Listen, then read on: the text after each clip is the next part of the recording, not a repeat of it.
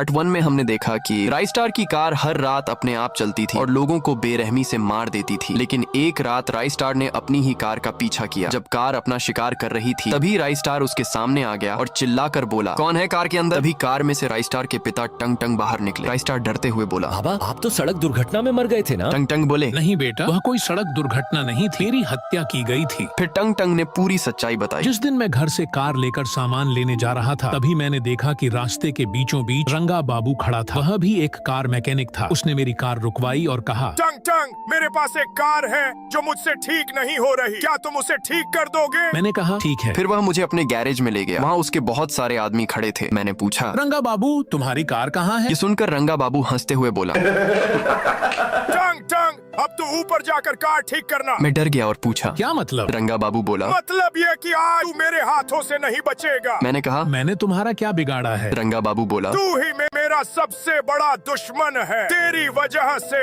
मेरे पास कोई भी कार ठीक कराने नहीं आता, क्योंकि तू बहुत कम पैसे में कार ठीक कर देता है। इतना कहकर उसने अपनी बंदूक निकाली और मुझे गोली मार दी।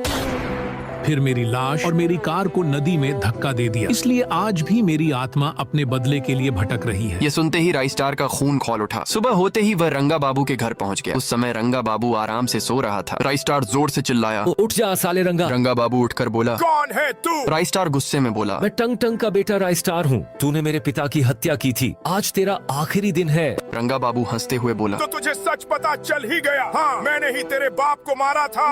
आज तुझे भी उसी के पास भेज दूंगा।